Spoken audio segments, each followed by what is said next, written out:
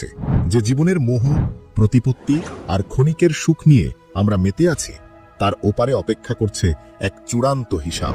আমরা সবাই জানি জীবনের সমাপ্তি অনিবার্য, কিন্তু মৃত্যুর পর আমাদের আত্মার কি হয়? কষ্ট পায় কিন্তু মরে না। যমদূতেরা সেই আত্মাকে টেনে হিঁচড়ে নিয়ে চলে যমকপুরীর দিকে। সেই পথ বড়ই কণ্টকাকীর্ণ। পথে পড়ে সেই কুখ্যাত নদী বৈতরণী।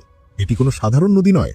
জলের বদলে এতে বইছে ফুটন্ত রক্ত, পুঁজ, মলমূত্র আর গলিত মাংসের স্রোত।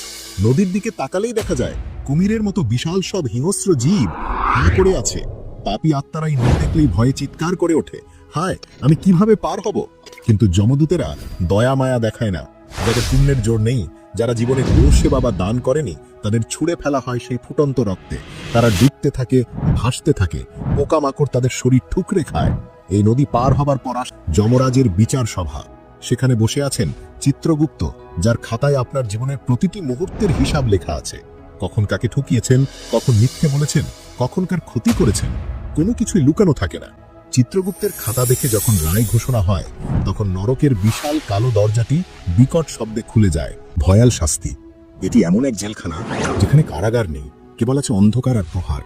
এই অন্ধকারে যমদূতেরা, যাদের শরীরের শক্তি হাজার হাতির সমান, তারা পাপীকে লোহার মুগুর, ধারালো গদা এবং পেরেক লাগানো ডাঙ্গা দিয়ে পেটাতে থাকে। কিন্তু এটি শেষ নয়। জ্ঞান ফিরতেই যমদূতেরা আবার সেই আত্মাকে টেনে তোলে। আঘাতের যন্ত্রণা ততক্ষণে বহুগুণে বৃদ্ধি পেয়েছে।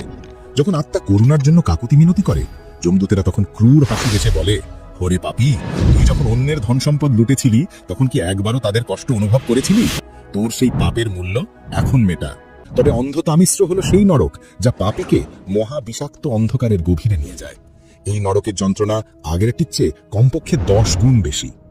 দৃষ্টিশক্তি কেড়ে নেওয়ার জন্য চোখে ঢালা হয় ফুটন্ত বিষাক্ত তরল। এই আত্মা যখন রৌরব নরকের তপ্ত ভূমিতে প্রবেশ করে, তখনই শুরু হয় আসল ভয়ঙ্করতা। চারদিক থেকে হাজার হাজার রুরু নামক সেই ভয়ানক জীবেরা, যা দেখতে সাপের মতো হলেও তাদের বিষ ও হিংস্রতা সাপের চেয়েও বহুগুণ বেশি, তাদের ঘিরে ধরে। এখানে পাপীকে জ্বলন্ত আগুনের উপর বসিয়ে রাখা হয় যতক্ষণ না তার মাংস খসে পড়ে।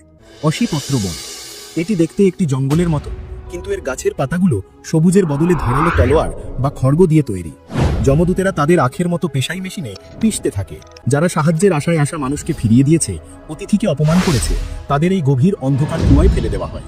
সেখানে হাজার হাজার বিষাক্ত সাপ, বিছে, মশা এবং পোকা তাদের কামড়াতে থাকে। বা যারা অন্যের খাবারে ভাগ বসিয়েছে, তাদের এই নরকে বিশাল সব পোকা বা কৃমির সামনে ফেলে দেওয়া হয়।